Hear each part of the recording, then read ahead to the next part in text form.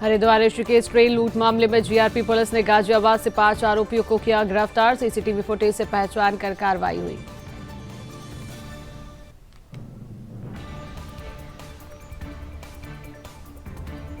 प्रदेश सरकार ने नगर निकाय चुनाव में महिलाओं के लिए 36%, नगर निगम और 34% नगर पालिका नगरीय पंचायत सीटें आरक्षित। पौड़ी भाजपा जिला अध्यक्ष ने महिला सशक्तिकरण की दिशा में महत्वपूर्ण कदम बताया। रुद्रपुर विधायक शिव अरोड़ा ने 500 वाहन क्षमता वाली पार्किंग का किया उद्घाटन। महिला समूह द्वारा होगी ये संचालित।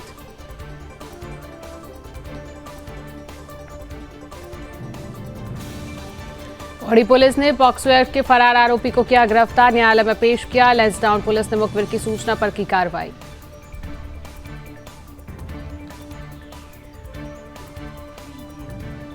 चौदह दिसंबर को जनपद पौड़ी में राष्ट्रीय लोक अदालत में 643 वादों का हुआ निस्तारण, जिसमें 1.68 करोड़ रुपए की वसूली की गई। रेस्टोरेंट और होटल संचालकों का पेयजल बिल बढ़ाने से व्यापारियों में गुस्सा, व्यापारियों ने किया प्रदर्शन।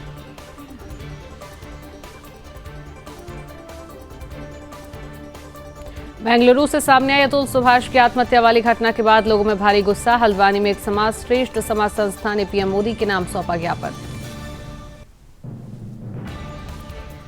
उधम सिंह नगर में चोरों का आतंक जारी, अज्ञात चोरों ने 2 बहनों के घर को बनाया निशाना, लाखों रुपए का सामान किया चोरी।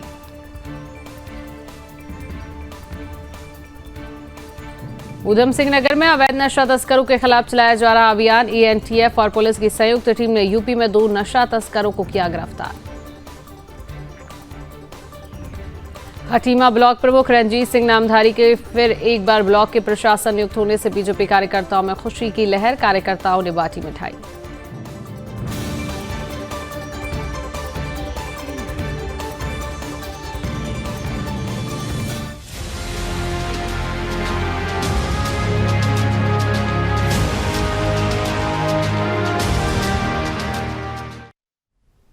नमस्कार, गुड मॉर्निंग, सुप्रभात। अपना उत्तराखंड देख रहे हैं आप और मैं हूं आपके साथ शिवांगी जैन। दिन की शुरुआत करेंगे खास खबरों के साथ। जनपद पौड़ी में विजय समारोह धूमधाम से मनाया जाएगा। यह दिन 1971 के युद्ध में पाकिस्तान पर भारत के ऐतिहासिक विजय की याद में मनाया गया है। इस विशेष अवसर पर शहीद सैनिकों की वीरांगनाओं और उनके आश्रितों को सम्मानित भी किया गया। इस कार्यक्रम का आयोजन मुख्यालय पौड़ी में विभिन्न कार्यक्रमों के रूप में किया गया है। जिला सैनिक कल्याण अधिकारी मेजर करण सिंह रावत ने कहा है कि प्रशासन की ओर से विजय दिवस के अवसर पर शहर के एजेंसी चौक स्थित शहीद स्मारक स्थल पर शहीदों को श्रद्धांजलि अर्पित की जाएगी। इसके साथ ही रैली का आयोजन भी किया जाएगा, जिसमें क्षेत्रवासियों और स्कूलों के छात्र छात्राएं भाग लेंगे। विजय दिवस के उपलक्ष्य में स्कूलों में सांस्कृतिक कार्यक्रम भी आयोजित किए गए, जिसमें छात्रों द्वारा वीर सैनिकों के सम्मान में रंगारंग प्रस्तुतियां भी दी गई। मेजर रावत ने बताया है कि इस दिन का महत्व भारतीय सेना के शौर्य और पराक्रम की याद दिलाने के रूप में, जो देशवासियों के लिए प्रेरणा का स्रोत है।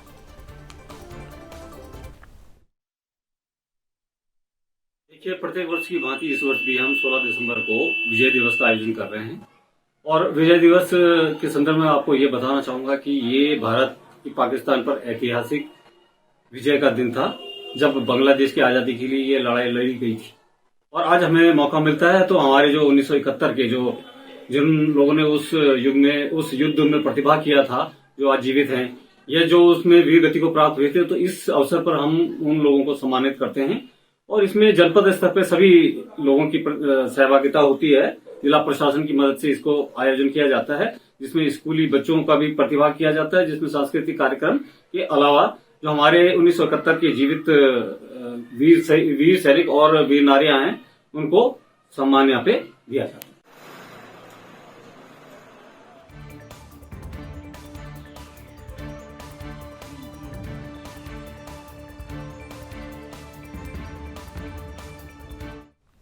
13 दिसंबर को हरिद्वार से ऋषिकेश जा रही पैसेंजर ट्रेन में यात्रियों के साथ लूटपाट की घटना सामने आई है। इस मामले में हरिद्वार जीआरपी पुलिस ने 5 आरोपियों को गाजियाबाद से गिरफ्तार किया। आरोपियों ने पूछताछ में उत्तर प्रदेश और उत्तराखंड के विभिन्न स्थानों पर चोरी और लूट की अन्य वारदातों को भी कबूल किया है। सीओ जीआरपी स्वप्निल मोआल के अनुसार 13 दिसंबर को ट्रेन में 2 यात्रियों से लूट की घटना हुई थी। घटना के बाद जीआरपी पुलिस को सूचित किया गया और तुरंत ही आरोपियों की तलाश के लिए अलग अलग टीमों का गठन किया गया है। सीसीटीवी फुटेज में आरोपियों की पहचान होने के बाद पुलिस ने उनकी धरपकड़ भी तेज कर दी है। गिरफ्तारी के बाद आरोपियों की निशानदेही पर लूट के माल को भी बरामद किया गया है। स्वप्निल मोआल ने बताया है कि पूछताछ में इन आरोपियों के खिलाफ कई अन्य घटनाओं का भी खुलासा हुआ, जो क्षेत्र में अपराधों की बढ़ती घटनाओं की ओर इशारा करता है। पुलिस की यह कार्रवाई अपराधियों के खिलाफ एक बड़ी जीत मानी जा रही है और यह साबित करता है कि जीआरपी पुलिस किसी भी अपराधी को कानून से बचने नहीं देगी।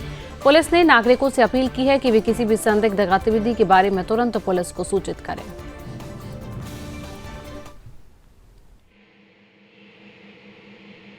सर ये मोतीचूर पे हुई, मोतीचूर स्टेशन पर हुई है। मोतीचूर स्टेशन से जैसे ट्रेन रुकी वहाँ पे, तो वहाँ पे 2-3 आदमी उतरे और जो मैं अकेले रह गए थे ट्रेन में। ये 5 आदमी चढ़े। 5 आदमी चढ़ के इन्होंने मुझे डराया, धमकाया और मेरे से फ़ोन में ले लिया, मेरे पैसे ले लिए और मेरे ATM से पैसे भी निकाले मैंने 1000 रुपये। ये सब कुछ करा इन्होंने सर मेरे साथ में। मैंने सर कल ही करवा दी थी, रिपोर्ट करवा दी थी मैंने सर। पुलिस का सहयोग मिला है, उनको बहुत बहुत धन्यवाद जो उन्होंने इतना अच्छा काम करा है और उनके धन्यवाद देता हूँ सर, उनको बहुत बहुत धन्यवाद सर। करना चाहेंगे सरकार को यही करना चाहिए कि सरकार थोड़ा सा ये ध्यान दें कि बस या पुलिस वाले हो साथ में ट्रेन में या कुछ हो तो। हाँ जी बहुत तुरंत कर लिया। कल सुबह मैंने करवाए थे, आज शाम को मेरा जो था वो सब पुलिस वालों ने सही कराया सर। तो गाज़ियाबाद में इनकी हुलिया के हमें मैच हो गई और वहाँ पे जो हमारी टीम गठित की उनको वहाँ पे पकड़ा। ये 5 लोग थे और 5 लोगों को गाज़ियाबाद से हमने पकड़ के यहाँ लाए पूछताछ के लिए। उसके बाद जब इनसे पूछताछ की गई तो इन्होंने इक़बाल जुर्म किया, सारी इन्फॉर्मेशन दी और साथ ही इन्होंने हमें माल भी रिकवर करवाया है मोतीचूर में जाके। करीबन ये 5 लोग गिरफ्तार हुए हैं और इसमें हमने डकैती का मुकदमा दर्ज किया है। हथियार बरामद हुए हैं, एक कट्टा बरामद हुआ है।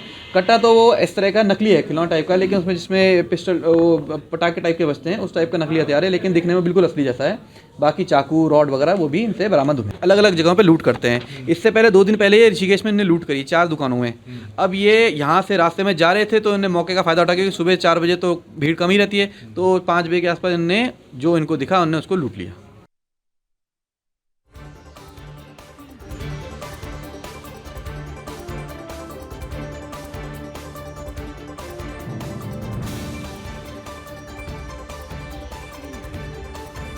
नगर निकाय चुनाव में प्रदेश सरकार द्वारा जारी आरक्षण सूची में महिलाओं की भागीदारी बढ़ाने का महत्वपूर्ण कदम उठाया गया है। इस बार नगर निगम में 36%, नगर पालिका और नगर पंचायतों में 34% सीटें महिलाओं के लिए आरक्षित की गई हैं। खास बात यह है कि पौड़ी नगर पालिका की सीट पहली बार महिला सामान्य के लिए आरक्षित की गई है, जिससे क्षेत्र में महिला सशक्तिकरण की दिशा में एक सकारात्मक कदम उठाया गया है। भाजपा जिलाध्यक्ष सुषमा रावत ने इसे महिला सशक्तिकरण के लिहाज से सराहनीय कदम बताया। उन्होंने कहा कि यह निर्णय लंबे समय से राजनीति में सक्रिय महिलाओं के लिए सुनहरा अवसर साबित होगा। रावत ने बताया कि जिले में नगर पालिका पौड़ी और नगर पंचायत थलीसैंण के अध्यक्ष पद पर महिला सीट आरक्षित होने से अब अधिक महिलाएं राजनीति में सक्रिय होकर समाज की सेवा में योगदान दे सकेंगे। और ये भी कहा है कि भाजपा कार्यकर्ता पूरी ताकत से किसी भी प्रत्याशी का समर्थन करेंगे जिसे पार्टी मैदान में उतारेगी। रावत ने अपनी बात के अंत में दावा दिया है कि भाजपा इस निकाय चुनाव में भारी बहुमत से जीत हासिल करेगी और पार्टी की नीतियों को जन जन तक पहुंचाएगी।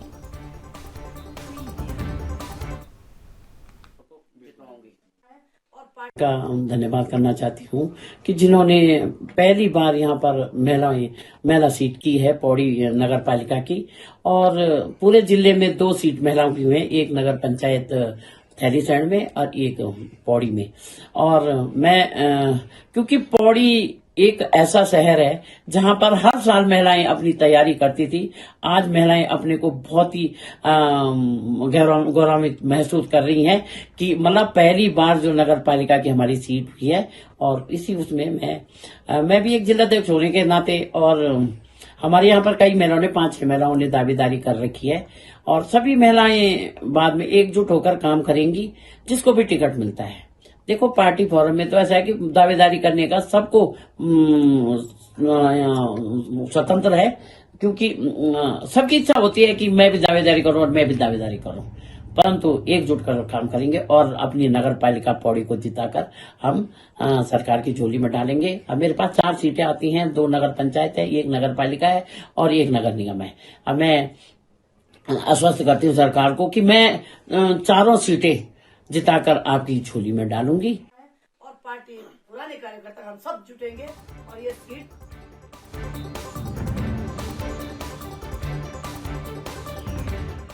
पौड़ी पुलिस द्वारा इस वर्ष अब तक साइबर ठगी और वित्तीय धोखाधड़ी के खिलाफ बड़ी कार्रवाई की गई है। वरिष्ठ पुलिस अधीक्षक लोकेश्वर सिंह ने जानकारी दी कि जनवरी 2024 से अब तक साइबर सेल ने 95 मामलों में 46 अभियोग पंजीकृत किए हैं, जिनमें 9 गिरफ्तारियां और 23 नोटिस तामील भी किए गए। इस दौरान 55,37,200 रुपए की धनराशि पीड़ितों के खातों में वापस की गई है। वहीं फाइनेंशियल फ्रॉड यूनिट ने 10 मामलों में 26 अभियोग दर्ज किए और 10 आरोपियों को भी गिरफ्तार कर 6 अन्य को नोटिस भेजे हैं। इन मामलों में 48,49,000 रुपए की धनराशि पीड़ितों को लौटाई गई है। कुल मिलाकर पौड़ी जिले में साइबर सेल और एफएफयू की संयुक्त कार्रवाई में 72 अभियोग पंजीकृत किए गए हैं, जिनमें 29 आरोपियों को गिरफ्तार किया गया और 29 को नोटिस भेजे गए हैं। इस दौरान 1,03,086 रुपए की धनराशि पीड़ितों के खातों में वापस की गई।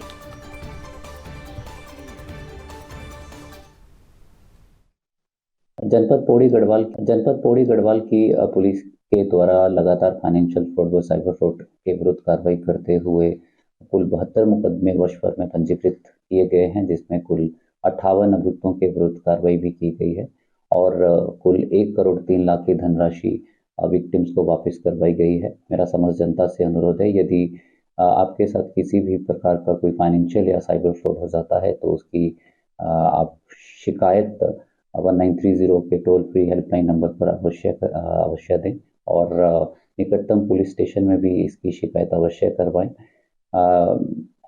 आप कभी किसी भी प्रकार की कोई ऑनलाइन ट्रांजैक्शन करते हैं तो उसका सत्यापन अवश्य करवाएं और सत्यापन करवाने के उपरांत ही अपनी ट्रांजैक्शन को करें।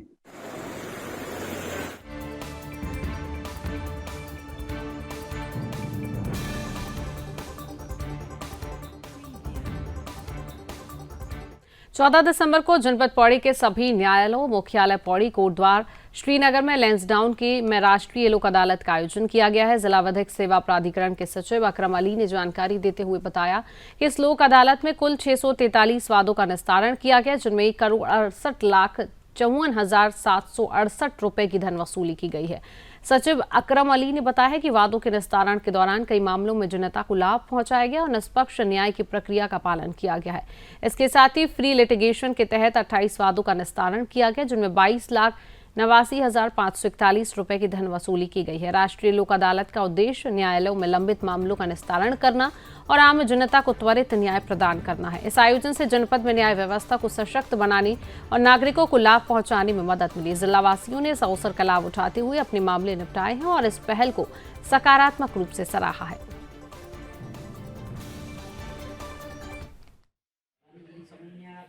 माननीय राष्ट्रीय विधिक सेवा प्राधिकरण नई दिल्ली के निर्देशानुसार आज दिनांक 14 दिसंबर 2024 को राष्ट्रीय लोक अदालत का आयोजन पूरे भारतवर्ष में किया जा रहा है, जिसके अनुक्रम में हमारे राज्य के समस्त जनपदों में भी इसका आयोजन किया जा रहा है।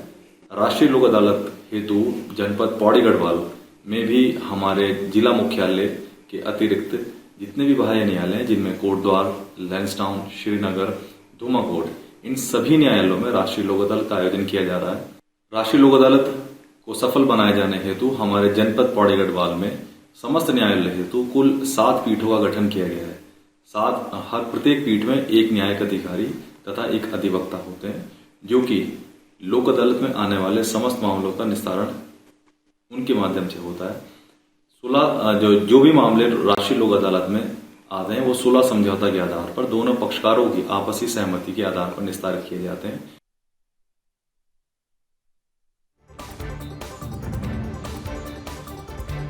रुद्रपुर में लंबे समय से पार्किंग की समस्या से जूझ रहे लोगों के लिए रुद्रपुर विधायक शिव अरोड़ा ने एक बड़ी राहत दी है।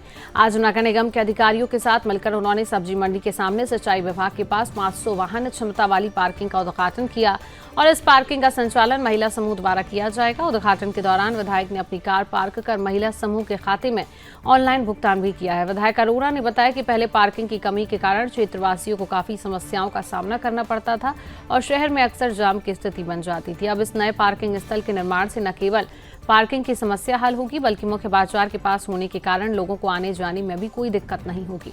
इस अवसर पर विधायक अरोड़ा ने यह भी घोषणा की है कि वे पार्किंग के विकास के लिए विधायक निधि से 5 लाख रुपए देंगे ताकि पार्किंग स्थल को और बेहतर बनाया जा सके और अन्य जरूरी काम पूरे किए जा सके। इस कदम से रुद्रपुर शहर में यातायात व्यवस्था में सुधार होगा और स्थानीय लोगों को पार्किंग की समस्या से निजात मिलेगी।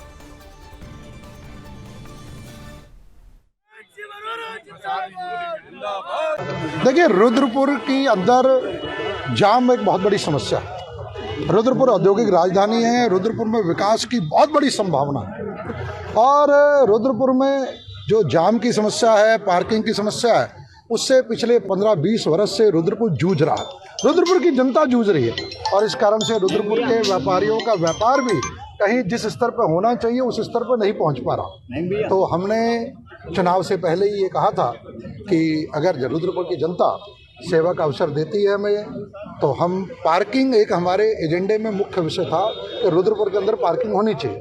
और आज मुख्यमंत्री पुष्कर सिंह धामी जी के आशीर्वाद से जो उन्होंने जिस तरीके से पूरे प्रदेश में विकास की योजनाएं लाके जनता की सुविधा के लिए दी है, तो हमारे निवेदन पर माननीय मुख्यमंत्री जी के आशीर्वाद से रुद्रपुर के अंदर लगभग 400 मीटर लंबी 500 गाड़ियों की कैपेसिटी की आज पार्किंग का शुभारंभ हुआ है। ये जनता को समर्पित हुई है।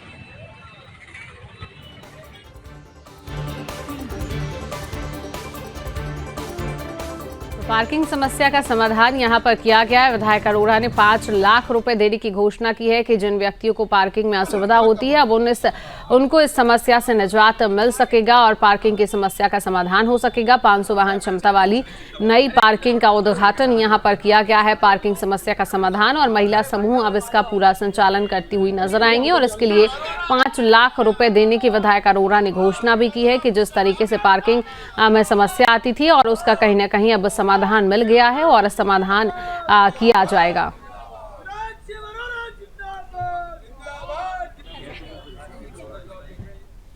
पौड़ी पुलिस ने पॉक्सो एक्ट से संबंधित एक फरार वारंटी को गिरफ्तार कर सलाखों के पीछे भेज दिया है। वरिष्ठ पुलिस अधीक्षक लोकेश्वर सिंह ने जनपद के सभी थाना प्रभारी को न्यायालय से प्राप्त गैर जमानती वारंटों की 100% तामील कर अभियुक्तों को गिरफ्तार कर न्यायालय में पेश करने के निर्देश दिए थे। इसके तहत लैंसडाउन पुलिस ने मुखबिर से मिली सूचना के आधार पर कफलड़ी क्षेत्र में छापा मारकर एक फरार आरोपी को गिरफ्तार किया जो काफी समय से न्यायालय में उपस्थित नहीं हो रहा था। गिरफ्तार किए गए आरोपी के खिलाफ पॉक्सो एक्ट के तहत मामला दर्ज है और उसे न्यायालय में पेश कर आवश्यक वैधानिक कार्रवाई की जा रही है। इस गिरफ्तारी में लैंसडाउन पुलिस टीम ने उप निरीक्षक संजय रावत और आरक्षी कपिल शामिल रही हैं। पुलिस ने बताया है कि इस प्रकार की कार्रवाई से अपराधियों में कानून का भय होगा और पुलिस की निष्पक्षता को सुनिश्चित किया जाएगा। साथ ही पुलिस ने सफलता को समुदाय की मदद से प्राप्त बताया और लोगों से अपील की है कि वे किसी भी संदिग्ध गतिविधि की सूचना पुलिस को दें।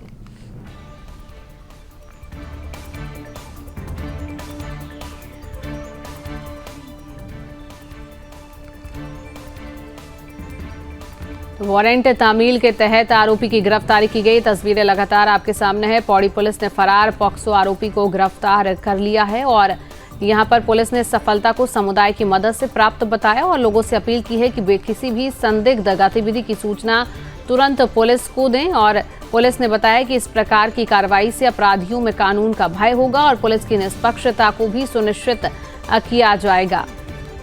पॉक्सो एक्ट के तहत ये पूरा मामला दर्ज है और उसे न्यायालय में पेश कर आवश्यक वैधानिक कार्रवाई भी लगातार की जा रही है। इस गिरफ्तारी में लैंसडाउन पुलिस टीम में उप निरीक्षक संजय रावत और आरक्षी कपिल शामिल रही हैं। पुलिस ने बताया है कि इस प्रकार की कार्रवाई से अपराधियों में एक कानून का भय होगा और पुलिस की निष्पक्षता को भी सुनिश्चित किया जाएगा। साथ ही पुलिस ने सफलता को समुदाय की मदद से प्राप्त बताया है और लोगों से अपील की है कि वे किसी भी संदिग्ध गतिविधि की सूचना पुलिस को दें।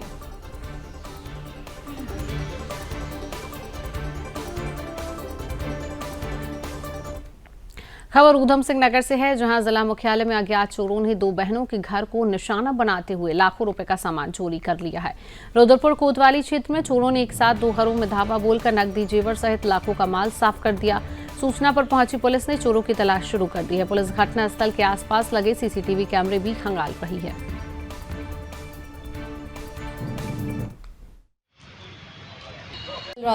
देर रात को कोतवाली रुद्रपुर में सूचना प्राप्त हुई कि पाम ग्रीन सोसाइटी में 2 फ्लैट्स में चोरी हुई है। जब पुलिस मौके पर पहुंची तो उनके द्वारा देखा गया कि दोनों घरों के ताले तोड़कर उनके अंदर तोड़फोड़ की गई है और सामान चोरी होने की भी सूचना प्राप्त हुई है। दोनों ही केसेस में तहरीर प्राप्त करके उस पर विधिक कार्रवाई की जाएगी।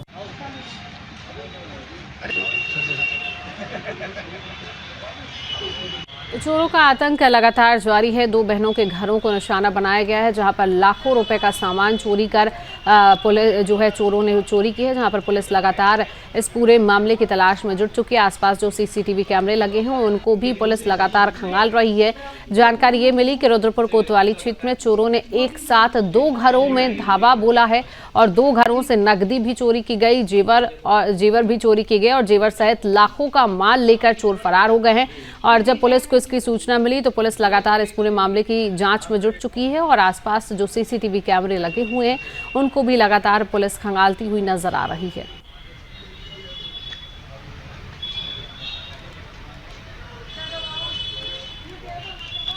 ऊधम सिंह नगर में अवैध नशा तस्करों के खिलाफ अभियान चलाए जा रही अभियान के तहत एएनटीएफ और पुलिस की संयुक्त टीम ने यूपी में 2 नशा तस्करों को गिरफ्तार किया है। पुलिस ने दोनों के कब्जे से भारी मात्रा में अफीम बरामद की। पुलिस के मुताबिक दरऊ रोड खमरिया तिराहे पर एएनटीएफ टीम के नेतृत्व में पुलिस की संयुक्त टीम वाहन चेकिंग कर रही है। इसी दौरान एक बाइक दरऊ की ओर से आ रही थी, तभी पुलिस को देखकर बाइक सवार 2 लोग बाइक को मोड़कर भागने की कोशिश करने लगे। पुलिस ने पीछा करके दोनों को दबोच लिया है।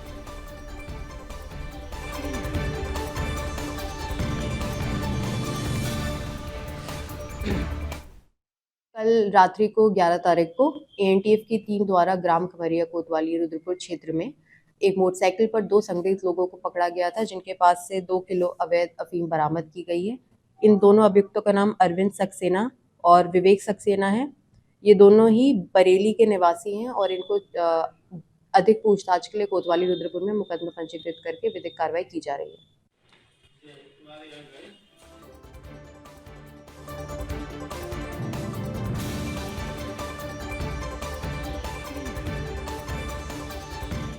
केदारनाथ मंदिर समिति ने तीर्थयात्रियों से श्री बद्रीनाथ और श्री केदारनाथ धाम की शीतकालीन पूजाओं में भाग लेने का आह्वान किया है। बीकेटीसी के मुख्य कार्याधिकारी विजय प्रसाद थपलियाल ने बताया कि मुख्यमंत्री पुष्कर सिंह धामी द्वारा 8 दिसंबर कोखीमठ के श्री ओंकारेश्वर मंदिर से 4 धाम शीतकालीन यात्रा का शुभारंभ करने के बाद शीतकालीन पूजा स्थलों पर तीर्थयात्रियों का उत्साह बढ़ा है। श्री बद्रीनाथ धाम की शीतकालीन पूजाएं योग बद्री पांडुकेश्वर और श्री नृसिंह बद्री जोशीमठ में संचालित हो रही हैं, जबकि श्री केदारनाथ धाम और मद महेश्वर जी की शीतकालीन पूजाएं श्री ओंकारेश्वर मंदिर ऊखीमठ में संपन्न हो रही हैं। केदारनाथ धाम के कपाट बंद होने के बाद भगवान केदारनाथ की पंचमुखी डोली ऊखीमठ पहुंचती है। साथ ही द्वितीय केदार श्री मद महेश्वर जी की डोली भी वहीं शीतकालीन प्रवास करती है। इसके साथ ही शीतकालीन यात्रा दर्शन से तीर्थयात्रियों को पुनः लाभ प्राप्त हो रहा है। इस अवसर पर बीकेटीसी ने तीर्थयात्रियों से अपील की है कि वे इन पवित्र स्थलों पर आकर शीतकालीन पूजा में सम्मिलित हों और देव स्थान के धार्मिक महत्व का अनुभव करें। हिमालय की दिव्य उपत्यकाओं में उपस्थित दिव्य श्रृंखलाओं में उपस्थित ये भगवान श्री केदारनाथ जी, श्री मदमेश्वर जी, श्री ओंकारेश्वर जी का दिव्य मंदिर। इस स्थान पर भगवान श्री केदारनाथ जी, श्री मदमेश्वर जी की जब शीतकालीन कपाट बंद होते हैं तो भगवान श्री केदारनाथ जी, श्री मदमेश्वर जी की जो शीतकालीन पूजा है वो इसी दिव्य मंदिर में की जाती है। भगवान श्री केदारनाथ जी की इस शीतकालीन यात्रा को इस वर्ष हमारे यशस्वी मुख्यमंत्री, ऊर्जावान मुख्यमंत्री, युवा मुख्यमंत्री श्री पुष्कर सिंह धामी जी द्वारा इस दिव्य स्थान पे आकर के भगवान श्री केदारनाथ जी का, श्री मदमेश्वर जी का पूजन अर्चन संपन्न कर इस यात्रा का शुभारंभ किया गया, श्री गणेश किया गया। राज्य सरकार और श्री बद्रीनाथ केदारनाथ मंदिर समिति दृढ़ संकल्पित है इस यात्रा की सुव्यवस्था के लिए और सभी यात्रियों से निवेदन है कि इस दिव्य स्थान पे आकर के भगवान श्री केदारनाथ जी का, श्री मदमेश्वर जी का शीतकालीन पूजन दर्शन अर्चन कर अपने पुण्य के भागी बने।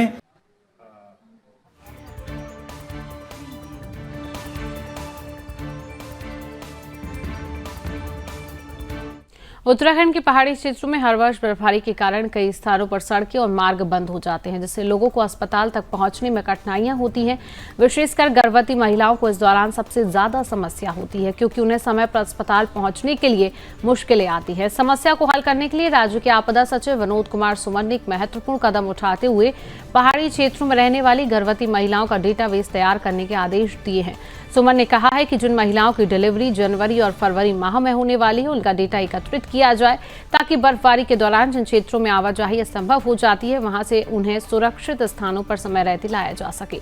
उन्होंने यह भी कहा है कि इस डेटाबेस के माध्यम से प्रशासन को सुनिश्चित करने में मदद मिलेगी कि गर्भवती महिलाओं को किसी भी प्रकार की चिकित्सा सुविधा में कोई रुकावट न आए और उन्हें बर्फबारी के कारण होने वाली कठिनाइयों से बचाया जा सके। यह कदम पहाड़ी इलाकों में स्वास्थ्य सेवाओं को बेहतर बनाने और संभावित संकट से निपटने के लिए उठाया गया है। इस पहलू से गर्भवती महिलाओं की सुरक्षा भी सुनिश्चित होगी और बर्फबारी के समय अस्पताल पहुंचने में होने वाली परेशानियों को कम किया जाएगा।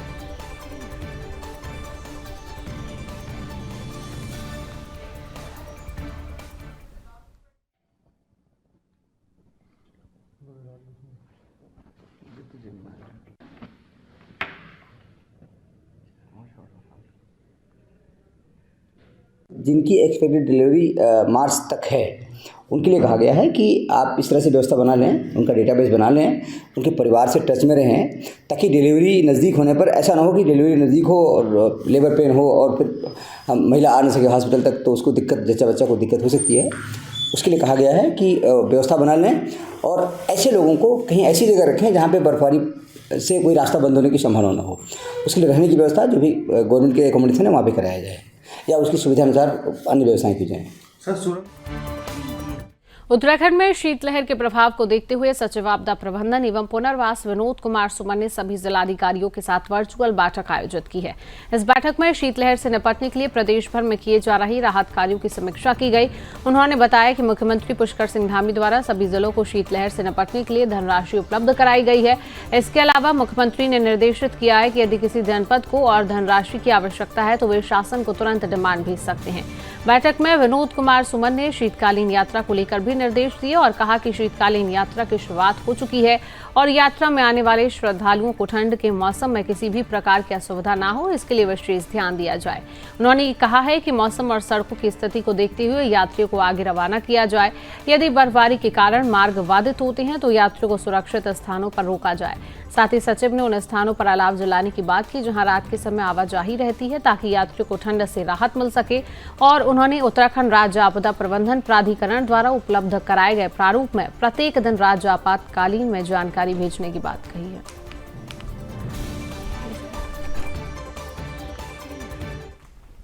तो फिलहाल के लिए इस खास बुलेटिन में इतना ही। देश और दुनिया की तमाम खबरों को जानने के लिए आप देखते रहिए सुदर्शन न्यूज। जय हिंद।